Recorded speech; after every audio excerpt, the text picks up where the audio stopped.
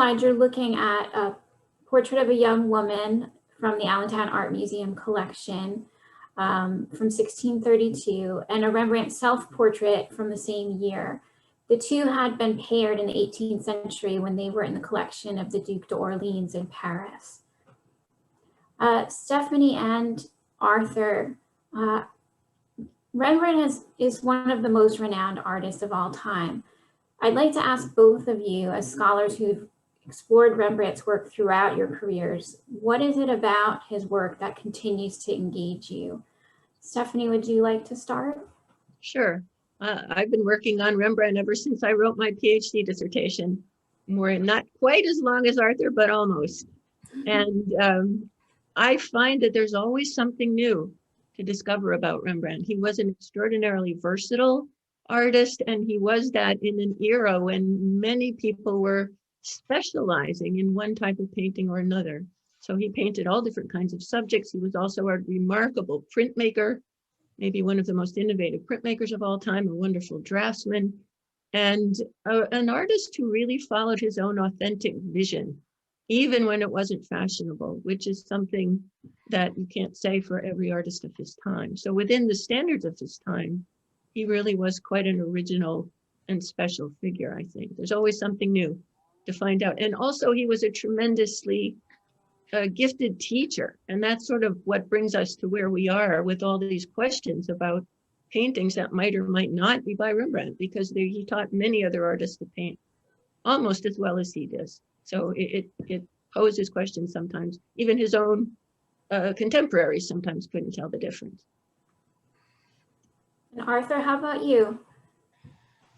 Well, there's so many things, as Stephanie was mentioning, that are so compelling about Rembrandt. But one of the things I find fascinating is that we feel like we know this guy.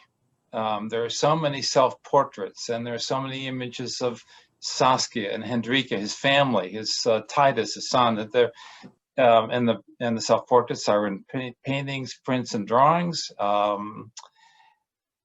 And there is a connection that we have with him, and we know stories about his life and mythologies, and so there is a kind of personal relationship that one develops over the centuries with him that I find really compelling. And it's sort of every painting somehow feels as though it tells a story. So there's a personal side of the artist that I think is beyond all things that Stephanie mentioned, is really very, very much why he connects. And I think your painting, can I continue on with your painting? Because I think it's so interesting what the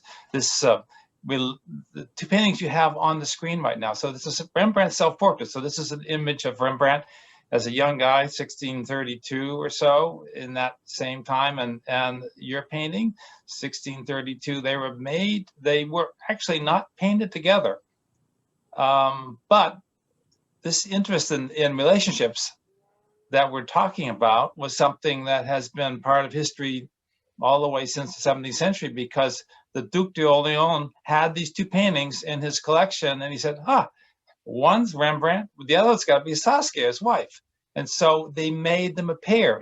They changed slightly the size of the woman, who's not Saskia, but it was close enough, looks enough like what we think Saskia looks like, that they made him a pair. So they gave her the name of Rembrandt's wife, just to make that relationship. So that is a very kind of instance of that history, personal history, engaging people all the way from the 18th century on to today.